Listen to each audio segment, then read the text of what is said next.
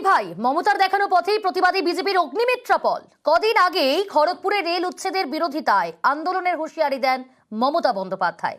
সেই একই সুরে সরব হলেন মেদিনীপুরের বিজেপি প্রার্থী। খড়গপুরে রেল কলোনি অনেক আছে।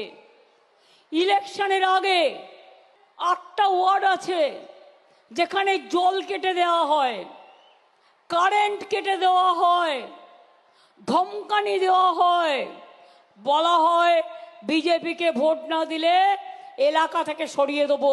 আমি এবার চ্যালেঞ্জ করে গেলাম, একটা বাড়ির জল কাটলে, একটা বাড়ির বিদ্যুৎ কাটলে, একটা উচ্ছেদ করলে মনে রাখবেন আমরা কেউ ঘাসে মুখ দিয়ে চলি না, আমরা ঘাসটাকে রক্ষা করি।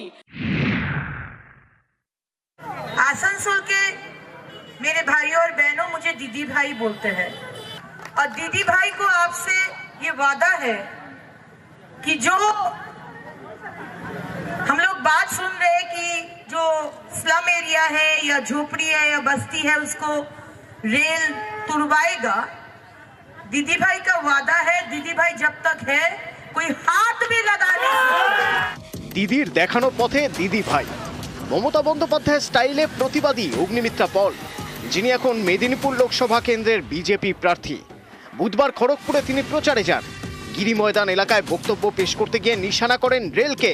নিজেকে পরিচয় দেন দিদি ভাই হিসেবে। दीदी भाई का वादा है, दीदी भाई जब तक है कोई हाथ भी लगाने, हाथ भी लगा कर देखो। तो आप लोग का ये भरोसा दीदी भाई के ऊपर रहेगा, मुझे मालूम है। বাস ভোটের সব এইসব চলে। ভোট শেষ হওয়ার পরে ওনারা আর কিছু হয় না, সব চুপচাপ। আপনারা বস্তি ভেঙে দিয়ে কোথায় যাবেন, আর কোথায় যাবো? আমাদের তো ঘর দ্বার কোথায় কিছু নেই। আমরা চাই এই ঘরটা কমসে কম আমাদের থাক, কোথায় একটা কাজকর্ম পেলে আমাদের সুবিধা হবে। তো কাজকর্ম তো কিছু পাওয়া যায় না। যে ঝুপড়ি একটু মানে রেলের জায়গা বানিয়েছে ওটাকে 10 বার আমাদেরকে বানিয়ে দেয়। হটা দো বস্তি তোড় দেগা, হেন করেগা তেন করেগা, এইসব সব সময় বলতে থাকে। খড়গপুরের 8টি ওয়ার্ড রেলের জমিতে। অনেকে ঝুপড়িতে থাকেন। তাদের অভিযোগ মাঝে মধ্যেই উচ্ছেদের হুমকি দেয় রেল। এ নিয়ে সম্প্রতি সরব হন মুখ্যমন্ত্রী মমতা বন্দ্যোপাধ্যায়।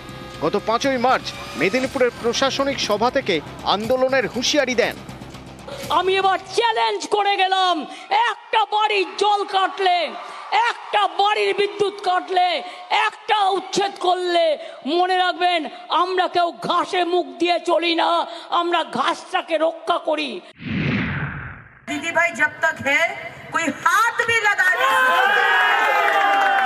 हाथ भी लगा कर देखो। तो आप लोग का ये भरोसा दीदी भाई के ऊपर रहेगा, मुझे मालूम है। একটাই জিনিস প্রমাণ হলো, উন্নয়নকে ফলো করতে গেলেও মমতা ব্যানার্জির বিকল্প নেই, আবার আন্দোলন করতে গেলেও মমতা ব্যানার্জির কদমকে অনুসরণ করা ছাড়া বিকল্প নেই। দিদি বাংলাতে একজনই হয়, ভারতবর্ষে একজনই হয়, সেটা মমতা বন্দ্যোপাধ্যায়। নিউজ 18 বাংলা। এবার একটু নজর রাখবো